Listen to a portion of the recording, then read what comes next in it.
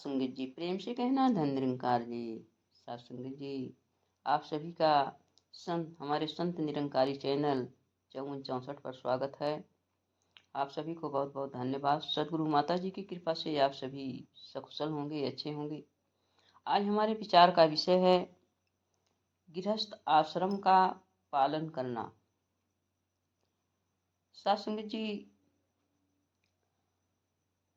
हमारे सदगुरु का आदेश है कि जो ब्रह्म ज्ञान देते समय चौथा प्रण भी बताया गया है कि गृहस्थ में रहकर ही भक्ति करनी है।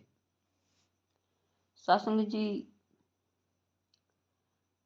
जब हम गृहस्थ में रहते हैं तो हमारे ऊपर परिवार की सारी जिम्मेदारियां होती हैं।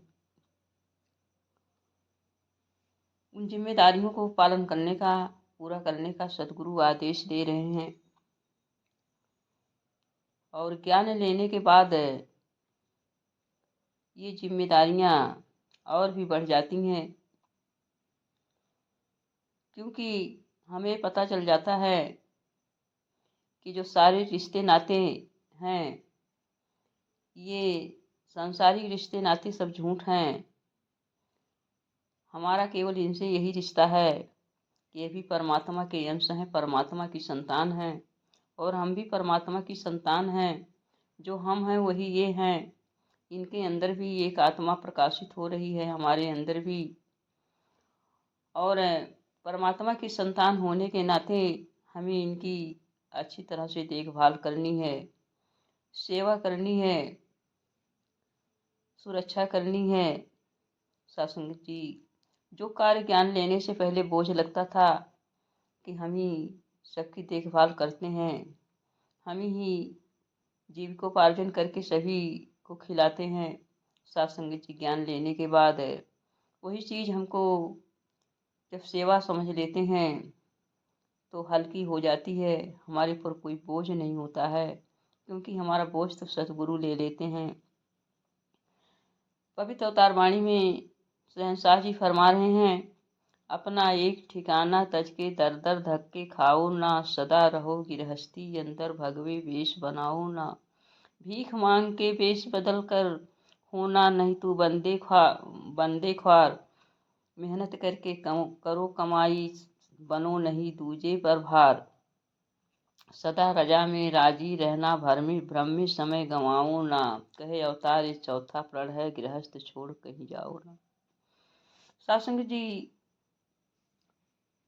बाबा जी ने बता दिया कि भीख मांग करके और वेशभूषा धारण करके हमें जो है अपने को समाज की निगाहों में गिराना नहीं है, बल्कि अपनी गृहस्थी के अंदर रह करके परिश्रम करके मेहनत करके हमें कमाना है।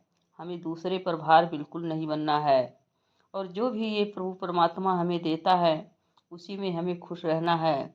अपना जीवन जो है भ्रमों में नहीं बिताना है, क्योंकि भरम भूलेखे में पढ़ करके हम जो इधर उधर भटकते रहते हैं। और जो है इस तरह से हम कार्य करते हुए अपनी गृहस्थी में अपने जीवन को बिताएंगे तो हमारी भक्ति भी पूरी होती चली जाएगी।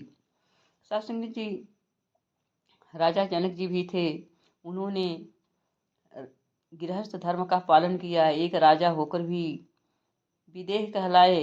जब उन्होंने अष्टावक्र के द्वारा ज्ञान प्राप्त किया तो सत्संग जी, ज्ञान प्राप्ति के बाद राजा जनक जी जब सुखदेव जी अष्टावक्र से कहने लगे कि मैं अब क्या करूं, मैं जा रहा हूं। अष्टावक्र ने कहा, भाई कहाँ जा रहे हो?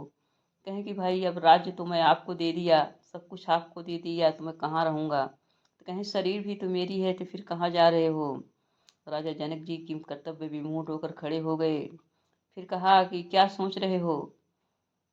मन भी तो आपने मुझे दे दिया। तो साध संगत जी, राजा जनक जी किम कर्तव्य विमूढ़ हुए, उनकी समझ में नहीं कुछ आ रहा था। फिर अष्टावक्र जी ने कहा, भाई ये तन मन धन मैं तुझे फिर वापस करता हूँ, और इस तन मन धन को मेरा ही समझ करके इसका प्रयोग करना है, इसको प्रजा पालन में लगाना है, अच्छे कार्यों में लगाना है। और तुम अब इस तन मन धन को मेरा समझ करके इसका दुरुपयोग कभी मत करना, उपयोग करो और अपने राज्य में रहते हुए सेवा करो। साध संगत जी, ऐसे राजा जनक जी ज्ञान को प्राप्त करके जैसा उनके सदगुरु ने बताया वैसा पालन करते हुए अपने राज्य का सेवा करने लगे और विदेह कहलाए। साध संगत जी, गृहस्थ में रह करके उन्होंने भक्ति को पूरा किया। साध संगत जी, ऐसे ही सदगुरु आज हमको गृहस्थ धर्म का पालन करते हुए भक्ति करने के लिए कह रहे हैं। गृहस्थ धर्म में रह करके यदि हम भक्ति करेंगे तो साध संगत जी समाज की निगाहों में भी ऊंचे रहेंगे। अगर हम गृहस्थ छोड़कर बाहर कहीं जाते हैं तो साध संगत जी, अगर वहाँ पर भी तमाम तरह की रुकावटें आती हैं, वस्त्र की ज़रूरत पड़ेगी, भोजन की ज़रूरत पड़ेगी और तमाम आवश्यकताएं होंगी। और जब ये आवश्यकताएं हमारी पूरी नहीं होगी, हम दर दर धक्के खाएंगे और ये सारी विघ्न बाधाएं हमारे मार्ग में आकर खड़ी हो जाएंगी, जो भक्ति में रुकावट करेंगी। तो साध संगत जी, इस तरह का रूप हमें नहीं बनाना है। हमें गृहस्थी में रह करके ही पत्नी को जो है परमात्मा को रूप समझ करके उसकी सेवा करनी है, बच्चों को परमात्मा का रूप समझ करके उनकी सेवा करनी है, और भी घर में माता पिता हैं उनको भी परमात्मा का ही रूप समझ करके उनकी सेवा करनी है। साध संगत जी, गृहस्थ की भक्ति सबसे ऊंची होती है। एक बार नारद जी ने भगवान विष्णु से पूछा, प्रभु सबसे बड़ा भगत कौन है? मैं तो हमेशा आपका नाम लेता हूँ, श्रीमन नारायण श्रीमन नारायण। भगवान विष्णु ने कहा, धरती पर जाओ, फला गांव में एक किसान जो है हर हल चलाता है खेतों में, वह मेरा सबसे बड़ा भगत है। नारद जी आकर देखते हैं कि वो किसान खेत की जुताई कर रहा है और कुछ नहीं कर रहा है, वो तो हमेशा श्रीमन नारायण कहते हैं। वो किसान बस केवल इतना करता था, दिन भर खेतों में काम करता था और शाम को घर आने के बाद हाथ पैर धो करके अपने जानवरों को चारा पानी दे करके भगवान का नाम ले लेता था। फिर उसके घर में जो भी रूखा सूखा होता था वो खा करके सो जाता था। साथ संगत जी, नारद को अहंकार हो गया, ये कौन सा भगत है? ये तो जो है एक बार केवल नाम लेता है और मैं रात दिन प्रभु का नाम लेता हूँ। साथ संगत जी, भगवान विष्णु के सामने गए, उन्होंने ऐसा बताया। भगवान विष्णु ने कहा, नारद जी, मैं आपको एक कटोरा तेल दे रहा हूँ और जाओ तुम धरती की परिक्रमा करके आओ, लेकिन एक कटोरे से तेल एक बूंद गिरने ना पाए। नारद जी कटोरा का तेल लिए धरती पर पहुंचे और परिक्रमा कर रहे हैं। उनको भूल ही गया श्रीमन नारायण श्रीमन नारायण। वो कटोरे के तेल पर अपना ध्यान लगाए हुए परिक्रमा कर रहे हैं। किसी तरह से उनकी परिक्रमा पूरी हुई। फिर भगवान विष्णु के पास पहुंचे। भगवान विष्णु ने पूछा, नारद जी, परिक्रमा करते हुए आपने कितनी बार मेरा नाम लिया? नारद जी ने कहा, प्रभु आपका नाम मैं एक बार भी नहीं लिया, मेरा ध्यान तो कटोरे के तेल पर था, कहीं इसमें से एक बूंद तेल गिर भी ना जाए। भगवान विष्णु ने कहा, नारद जी, यही बात है। वो किसान जो है दिन भर खेतों में काम करता है, वो हमेशा उसका ध्यान अपनी खेती गृहस्थी में लगा होता है, लेकिन पवित्र भाव से शाम को हाथ पैर धुल करके मेरा नाम लेता है, एक ही बार नाम लेता है, लेकिन उसका भाव जो होता है बहुत उत्तम होता है, इसलिए वो मेरा सबसे बड़ा भगत है। तो साथ संगत जी, हम गृहस्थी में रहते हुए गृहस्थ धर्म का पालन करते हुए जो भी हम परिवार की सेवा करते हैं वो सब सेवा पूजा बन जाती है और भक्ति का रूप धारण कर लेती है।